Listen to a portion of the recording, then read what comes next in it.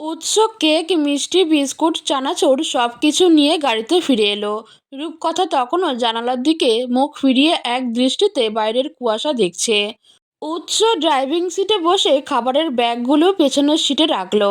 এরপর রূপকথার দিকে আর চোখে একবার তাকিয়ে দেখলো রূপকথা মুখ গোমড়া করে বসে আছে।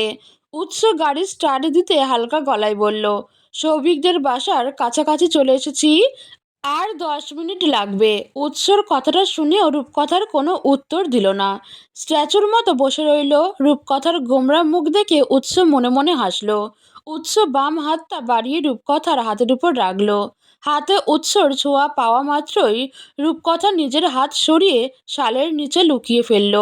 উৎস এবার গম্ভীর গলায় জিজ্ঞেস করল, কথা বলবে না আমার সঙ্গে? রূপকথা এবারও নিশ্চুপ। উৎস একটা দীর্ঘশ্বাস ছেড়ে বলল, আচ্ছা ঠিক আছে, আমিও আর কথা বলবো না। তবে সৌভিকের বাসায় গিয়েও আবার এমন মুখ ভার করে থেকো না। লোকে ভাববে উৎস জাওয়াদ বউকে মারধর করে দাওয়াতে নিয়ে এসেছে। উৎস গাড়িটা সৌভিকদের বাসায় পার্কিংয়ে রেখে গাড়ি থেকে নামলো। এরপর অন্য পাশে গিয়ে রূপকথার জন্য গাড়ির দরজা খুলে দিল। রূপকথা গাড়ি থেকে নামতেই উৎস ওর সামনে দাঁড়ালো। এরপর সামনে চলে আসা পাশের চুলগুলো কানের পাশে গুজে দিয়ে বলল, মাথা মোটা বলেছি বলে রাগ করেছো? আচ্ছা যাও, সরি, আর বলবো না। তোমার মাথা একদম চিকন, শুধু মেজাজটা একটু বেশি আর কি। আমাদের বাসায় রোমান্স করার পর্যাপ্ত পরিমাণ জায়গা আছে। সৌভিকের কথা শুনে উৎস রূপকথার কাছ থেকে সরে আসলো। এরপর সৌভিককে বলল, পিছনের সিট থেকে জিনিসগুলো নামিয়ে নে। সৌভিক দারোয়ানদের ডেকে বলল, মামারা জিনিসগুলো একটু বাসায় দিয়ে আসুন। এরপর দুজন জিনিসগুলো সৌভিকের ফ্ল্যাটে দিয়ে আসলো। সৌভিক উৎসকে বলল, ভাবিকে নিয়ে আর কতক্ষণ বাইরে দাঁড়িয়ে থাকবি, চল এবার। এরপর তিনজন লিফটের দিকে হাঁটা ধরল। উৎস আলতো করে রূপকথার হাতটা নিজের হাতের মুঠোয় ধরে আছে। এতে অবশ্য রূপকথার কোনো প্রতিক্রিয়া দেখালো না। উৎস সৌভিককে জিজ্ঞেস করলো, রওনাক আর সাইক আসছে? সৌভিক বলল, হ্যাঁ। তোরাই সবার শেষে আসছিস। উৎস বলল, শেষে আসলে মেহমানদারি বেশি পাওয়া যায়। সৌভিক বলল, শোন না বন্ধু, আরেকজন স্পেশাল মানুষ আসছে। উৎস জিজ্ঞেস করলো, কে? সৌভিক বলল, সৃষ্টি। মনে আছে ওর কথা? উৎস বিরক্ত হয়ে বলল, তোর ওই গায়ে পরা ছ্যাঁচড়া শালিটা? সৌভিক হেসে বলল, হ্যাঁ। উৎস বলল, ওকে আমার থেকে দূরে থাকতে বলবি, আমার বউ আছে। সৌভিক বলল, আচ্ছা বলবো। উৎস আর সৌভিকের মাঝে রূপকথার নিজেকে কাবাবের হাড্ডি মনে হচ্ছে। এর মধ্যে তারা সৌভিকের ফ্ল্যাটে চলে আসলো। উৎসকে দেখেই সৌভিকের ছেলে সানিম দৌড়ে এসে তার কোলে উঠে গেল। বলল, আঙ্কেল তুমি এসেছো? উৎস সানিমকে কোলে নিয়ে বলল, এসেছি তো। কেমন আছো তুমি? সানিম বলল, সানিম একটুও ভালো নেই। বাবা সানিমকে খেলনা কিনে দেবে বলে বাইরে নিয়ে গিয়েছিল। এরপর যা তা করেছে সানিমের সঙ্গে। সানিমের এমন কথায় উৎস না হেসে পারল না। সানিম উৎসর পাশে রূপকথাকে দেখে জিজ্ঞেস করলো, ও কে? উৎস বলল, আমার বউ। সানিম অবাক হয়ে বলল, এত সুন্দর একটা মেয়েকে তুমি বিয়ে করে নিয়েছো? উৎস বলল, কেন, আমি কি সুন্দর মেয়ে বিয়ে করতে পারি না? আসসালামু আলাইকুম ভাইয়া। জুইয়ের গলার আওয়াজ শুনে উৎস তার দিকে তাকালো। বলল, ওয়ালাইকুম সালাম, কেমন আছো জুই? জুই হেসে বলল, ভালো আছি ভাইয়া। এরপর জুই রূপকথাকে বলল, আসসালামু আলাইকুম ভাবি, ভালো আছেন? জুই মুখে ভাবি ডাকা শুনে একটু বিব্রত হলো রূপকথা। তারপর মুখে হালকা হাসির রেখা টেনে বলল, আলহামদুলিল্লাহ ভালো আছি, আপনি? জুই বলল, আলহামদুলিল্লাহ ভালো। রওনাক ভাইয়া, সাইব ভাইয়া, ওনারা ভাবিদের নিয়ে ছাদে গেছে, আমি ডেকে দিচ্ছি, বসেন আপনারা। উৎস সানিমকে কোলে নিয়ে রূপকথার হাত ধরে লিভিং রুমে গিয়ে বসলো। এরপর জুইকে জিজ্ঞেস করলো, আন্টি কই? জুই বলল, আছে, আম্মা নামাজ পড়তেছে। এরপর জুই বাসার হেল্পিং হ্যান্ড লতাকে বলল, লতা আপা, ভাইয়াদের নাস্তা দিন, আমি একটু ছাদ থেকে আসছি। উৎস বলল, এই শরীর নিয়ে বিচলিত হচ্ছ কেন? বসো এখানে, ওরা আস্তে ধীরে আসুক। জুই কিছু না বলে হেসে চলে গেল। সানিম রূপকথাকে জিজ্ঞেস করলো, তুমি সত্যিই আঙ্কেলকে বিয়ে করে নিলে? রূপকথা বলল, না, আমি সিঙ্গেল। সানিম বলল, তাহলে তোমাকে বড় হয়ে আমি বিয়ে করব। উৎস বলল, এই এই কি বলছিস তুই? বাপের মতো আমার জিনিসের ওপর নজর দিস কেন? তোর সঙ্গে না ডিল করেছি তোকে মেয়ে জামাই বানাবো, তাহলে তুই শাশুড়িকে বিয়ে করতে চাইছিস কেন? সানিম বলল, তোমার মেয়ে কবে আসবে? যেদিন তোমার আঙ্কেল ঠিকঠাকভাবে বিড়াল মারতে পারবে সেদিন। দরজায় রওনকের কথা শুনে উৎস, রূপকথা, সানিম সেদিকে তাকালো। দেখলো রওনক আর তার বউ নাফিসা দুজন তাদের দিকে এগিয়ে আসছে। রওনকের এমন লাগামহীন কথায় মেজাজ খারাপ হলো উৎসের। অন্যদিকে রূপকথা তো লজ্জায় মরি মরি অবস্থা। সবার নীরবতা ভেঙে সানিম বলল, আঙ্কেল বিড়াল মারবে কেন? আঙ্কেল কি তোমার মতো পচা? উৎস হেসে বলল, ঠিক বলেছো বাবা। আচ্ছা, তোমার জন্য যে গিফটটা নিয়ে এসেছি সেটা কি তুমি দেখেছো? না দেখলে এক্ষুনি গিয়ে দেখে আসো। সানিম উৎসর কোল থেকে নেমে বাইরে চলে গেল। গিফটের কথা শুনে তার আর এখানে মন টিকছে না। সানিম যেতে রওনাক উৎসকে বলল, বাচ্চাদের সামনে এগুলো কোন ধরনের ইয়ার্কি? রওনাকের কথায় পাত্তা না দিয়ে রূপকথার দিকে তাকিয়ে বলল, আসসালামু আলাইকুম ভাবি, কেমন আছেন? রূপকথা বলল, জি ভালো আছি, আপনি? রওনাক বলল, ভালো। এরপর রওনাক নাফিসার সঙ্গে রূপকথার পরিচয় করিয়ে দিল। এর একটু পর তাদের সঙ্গে সাইফ আর তার ওয়াইফ তিথিও এসে যোগ দিল। কিছুক্ষণ পর সৌভিকের মা এসে সবার সঙ্গে দেখা করে গেলেন। ভদ্র মহিলার আন্তরিকতা দেখে রূপকথা আবেগে আপ্লুত হয়ে পড়ল। আর ভদ্র মহিলাকে দেখতেও কিছুটা রূপকথার বড় খালামণির মতো লাগছে। আরে উৎস! আড্ডার মাঝখানে হঠাৎ পেছন থেকে সৃষ্টির সেই ভয়ঙ্কর কণ্ঠ শুনে উৎস রূপকথার দিকে আরেকটু চেপে বসল। সবার সামনে উৎসর এমন কাণ্ডে রূপকথা লজ্জা পেল। মিনমিনিয়ে বলল, কি করছেন? সবাই দেখছে তো। উৎস এইভাবেই মিনমিনিয়ে বলল, প্লিজ বাঁচাও। এরপর সৃষ্টি উৎসর পাশে বসে বলল, কতদিন পর দেখলাম তোমায়, কেমন আছো ডিয়ার? উৎস বলল, ভালো ভালো আছি, আপনি? সৃষ্টি বলল, ও ডিয়ার, আপনি করে বলছো কেন? উৎস কোনো উত্তর না দিয়ে উল্টো রূপকথার দিকে তাকিয়ে বলল, আমার ওয়াইফ রূপকথা জাওয়াদ। মুহূর্তেই সৃষ্টির মুখটা কালো হয়ে গেল। বলল, তুমি বিয়ে করেছো? উৎস বলল, জি। সৃষ্টি বলল, অথচ আমি তোমাকে পছন্দ করতাম। সৃষ্টির কথায় রূপকথা বড় বড় চোখ করে উৎসর দিকে তাকালো। মনে মনে বলল, জামাই, আজ তোর খবর আছে, তুই শুধু আজ বাসায় চল। এই সময় সাইফ গলা খাকড়ি দিয়ে বলল, কোথায় কাশ্মীরি উল আর কোথায় পাগলের চুল? সৃষ্টি বলল, এক্স্যাক্টলি। পরিস্থিতি সামাল দিতে জুই বলল, সৃষ্টি আপু, তোমাকে খালামণি ডাকছে। মন খারাপ করে সৃষ্টি উৎসকে আসছি বলে চলে গেল। সৃষ্টি জুইয়ের বড় খালার মেয়ে। সৃষ্টি চলে যেতেই রওনাক উৎসকে বলল, তুই বরং তোর বউয়ের কোলে উঠে যা। রওনাকের কথায় উৎস একটু সরে বসল। সৌভিক বলল, তোর বিয়ের খবর শুনে সৃষ্টি আজকে সেই একটা সেন্টি খেলো। সাইফ বলল, সৃষ্টি আপা কিন্তু দেখতে খারাপ না, আমাকে পছন্দ করলে তো আমি সেই কবেই। সাইফের কথা শেষ হওয়ার আগেই তিথি তাকে ধমকে দিয়ে বলল, কি করতে তুমি? সাইফ বলল, তোমার দাদাকে বিয়ে করিয়ে দিতাম। মুহূর্তেই লিভিং রুমে সবাই হেসে উঠল। রূপকথাও মুখ চেপে হাসছে, আর সেই হাসিটা মুগ্ধ হয়ে দেখছে উৎস জাওয়াদ। উৎসর এমন চাহনি চোখ এড়ালো না সৌভিকের। তাই সবার সামনে বলে বসলো, আর কত দেখবি, নজর লাগবে তো। উৎস বলল, নিজের জিনিসের উপর নিজের নজর লাগে না। সৌভিক বলল, তাই বলে এভাবে তাকিয়ে থাকবি? উৎস বলল, আমার বউয়ের দিকে আমি তাকাবো, তাতে তোর কি? সৌভিক বলল, আমার কিছুই না, তবে আমার থেকে দেখেও তো একটু শিখতে পারিস, একটু ভদ্র হতে পারিস।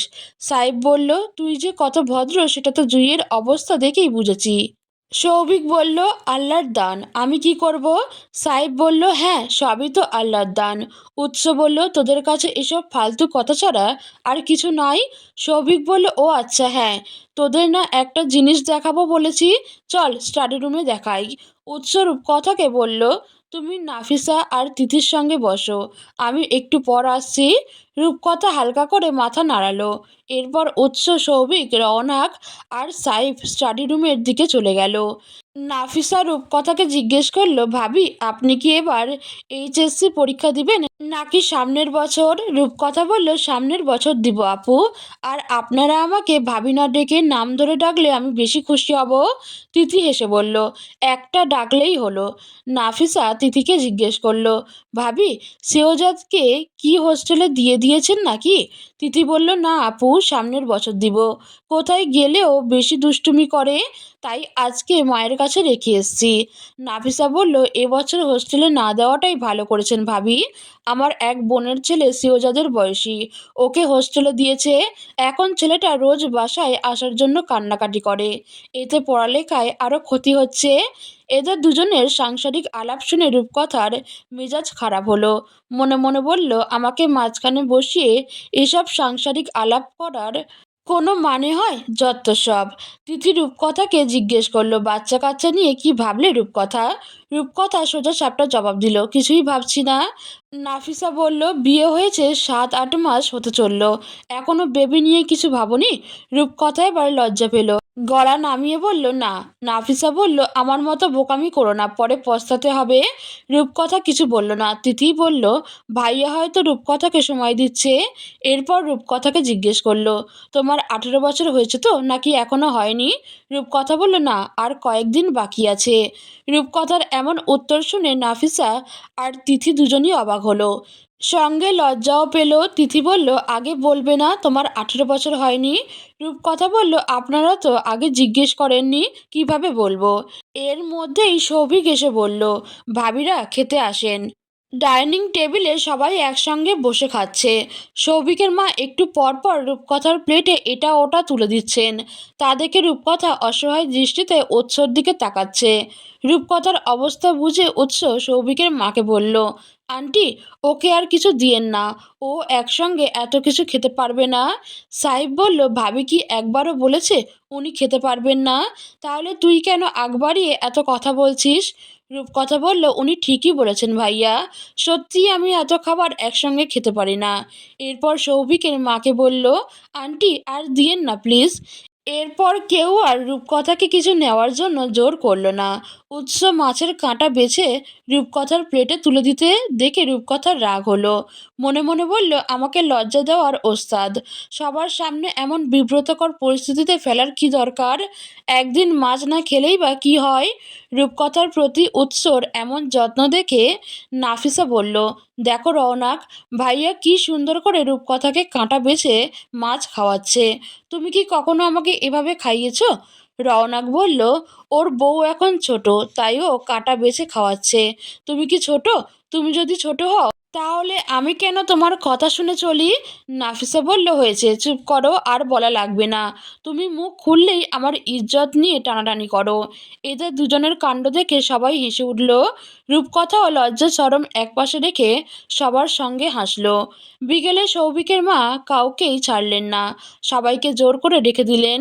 বললেন, রাতে খেয়ে যাবেই সবাই, এর আগে কাউকে যেতে দেবেন না। তাই বিকেলে কেউ যেতে পারল না। রাত 9টার দিকে সবাই ডিনার করে যার যার বাসায় যাওয়ার প্রস্তুতি নিতে লাগলো। সৌভিকের মা উৎসকে বললেন, বাবা, আজ রাতটা থেকে যাও। রূপকথা এত মিষ্টি একটা মেয়ে, ওকে আমার ছাড়তেই ইচ্ছা করছে না। উৎস বলল, আসলে আন্টি, কাল সকালে আমরা চট্টগ্রামের উদ্দেশ্যে রওনা হব। আমার খালাতো বোনের বিয়ে, না হলে রূপকথাকে অবশ্যই রেখে যেতাম। সৌভিক বলল, জানি তো, কেমন রেখে যেতা হয়েছে, আর গাল মারতে হবে না, চল বেরিয়ে পড়। এরপর সবাই একে একে বিদায় নিয়ে নিজেদের বাসার উদ্দেশ্যে রওনা দিল। বাসায় ফেরার পুরো পথ রূপকথা একটা কথাও বলল না। উৎস কয়েকবার কথা বলার চেষ্টা করেও ব্যর্থ হলো। শেষে ঠিক করলো বাসায় গিয়ে ঠান্ডা মাথায় কথা বলবে। গাড়ি গ্যারেজে পার্ক করে উৎস নামলো। অন্য পাশ দিয়ে রূপকথাও শাড়ি আর গায়ের শাল সামলে নেমে দাঁড়ালো। এরপর উৎসর হাত থেকে বাসার চাবিটা নিয়ে গটগট করে হেঁটে ভেতরে চলে গেল। উৎস একটা দীর্ঘশ্বাস ছেড়ে রূপকথার পেছনে হাঁটা ধরল। রূপকথা বাসায় ঢুকে নিজেদের রুমে এসে দরজা আটকে দিতে চাইলো, কিন্তু তার আগেই উৎস বাধা দিল। বলল, আরে আমাকে না ঢুকিয়ে দরজা লাগিয়ে দিচ্ছ কেন? উৎসর কথা শুনে রূপকথা দরজা থেকে হাত সরিয়ে নিল। এরপর বিছানায় গিয়ে বসলো। উৎস রুমে ঢুকে রূপকথার সামনে দাঁড়িয়ে বলল, অনেক তো হলো, এবার বলো তো দোষটা কি আমার? তোমাকে মাথা মোটা বলেছি এটাই তো? আরে ওটা তো ভালোবেসেই বলেছি, বুঝো না কেন? রূপকথা মুখ তুলে উৎসর দিকে বড় বড় চোখ করে তাকিয়ে বলল, ভালোবেসে কেউ কাউকে মাথামোটা বলে, তাও আবার রেগে? আপনার কি ধারণা আমি কিছুই বুঝি না? উৎস বলল, আমি যা বোঝাতে চাই তাছাড়া তুমি তো দুনিয়ার বাকি সব কিছুই বোঝো। রূপকথা বলল, আপনি কি আমাকে ছোট বাচ্চা মনে করেন যে মুখে যা আসবে তাই বলবেন? উৎস এবার রূপকথার পাশে বসে তার দুই হাত নিজের মুঠোয় নিয়ে বলল, ছোট ভাবার কিছু নেই, তুমি আসলেই ছোট। আর আমি চাই তুমি চিরকাল আমার কাছে এমন ছোটই থেকে যাও। তোমার এই চঞ্চলতা, তোমার একটুতে রেগে যাওয়া, এগুলোই আমার চোখে তোমার সৌন্দর্য। রূপকথা হাত সারিয়ে নেওয়ার চেষ্টা করল, পারল না, মুখ ঘুরিয়ে বলল, জাওয়াত সাহেব, চাটুকারিতা শিখেছেন কোথা থেকে? উৎস বলল, শিখেছি একজনের কাছ থেকে, তবে তার নাম বলবো না, কারণ সে একটুতে রেগে যায়। উৎসর কথায় রূপকথা না চাইতেও হেসে ফেলল, বলল, হাসছি বলে ভাববেন না, মাফ করে দিয়েছি। উৎস কান ধরে বলল, সরি সরি সরি, এই যে কান ধরে বলছি, আর কখনো মাথামোটা বলবো না। রূপকথা বলল, ঠিক আছে, এবার কান ছাড়ুন। আর হ্যাঁ, আজকের এই কান ধরা যেন মনে থাকে। উৎস বলল, ঠিক আছে ম্যাডাম, মনে থাকবে। রূপকথা এবার উৎসর কাঁধে মাথা রেখে শান্ত হয়ে বসল। একটু আগেই যেখানে তুফান বয়ে গেছে, এখন সেখানে এক স্নিগ্ধ শান্তি। উৎস রূপকথার চুলে হাত বুলিয়ে বলল, হয়েছে, এবার উঠে ফ্রেশ হয়ে নাও। এত ভারী শাড়ি পরে আর কতক্ষণ বসে থাকবে? রূপকথা উঠে বলল, যাচ্ছি, আপনিও ফ্রেশ হয়ে নিন। এ বলে রূপকথা জামাকাপড় নিয়ে চেঞ্জ করতে চলে গেল। রূপকথা যেতে উৎসও চেঞ্জ করে নিল। রূপকথা ফ্রেশ হয়ে এসে দেখে উৎস রুমে নেই, নিশ্চয়ই নিচে আছে। এই ভেবে আর খোঁজ করল না, চুল ছেড়ে দিয়ে ব্যালকনিতে গিয়ে দাঁড়ালো। পরনে সাদা আর বেবি পিঙ্ক কম্বিনেশনের পিজের সেট। ঠান্ডায় শরীর কাঁপছে, তবুও ভালো লাগছে। বাইরে কুয়াশার কারণে ল্যাম্পপোস্টের আলো আবছা। কিছুক্ষণ পর হাতে 2 কাপ ধোঁয়া ওঠা কফি নিয়ে উৎস রুমে এসে দেখে রূপকথা নেই। বুঝলো ব্যালকনিতে আছে, তাই সেও সেখানে চলে গেল। এই ঠান্ডার মধ্যে ব্যালকনিতে কি করছো? পেছনে উৎসর কণ্ঠ শুনে রূপকথা তাকালো। উৎস তার দিকে কফির একটা কাপ বাড়িয়ে দিল। রূপকথা কাপটা হাতে নিয়ে চুমুক দিয়ে বলল, বাইরের পরিবেশটা দেখুন কি সুন্দর। উৎস কফির কাপটা ব্যালকনির টেবিলে রেখে পেছন থেকে রূপকথাকে জড়িয়ে ধরে গলায় মুখ গুজে বলল, ঠান্ডা লেগে গেলে তখন কি হবে? রূপকথা ঘুরে গ্রিলে হেলান দিয়ে দাঁড়িয়ে বলল, কি হবে আর, আপনি সেবা যত্ন করে সুস্থ করে তুলবেন। উৎস নাকে নাক ঘষে বলল, আচ্ছা তারপর? রূপকথা বলল, তারপর আর কি, আপনার কফিটা ঠান্ডা হয়ে যাচ্ছে। উৎস বলল, অলরেডি নিচে 1 কাপ খেয়ে এসেছি, এটা অপশনাল। এরপর গভীর নীরবতা, কেউ কথা বলছে না। রূপকথা নিজের মাথাটা উৎসর চওড়া বুকে সঁপে দিল। উৎসর হার্টবিট আজ যেন একটু দ্রুত, যা রূপকথা স্পষ্ট টের পাচ্ছে।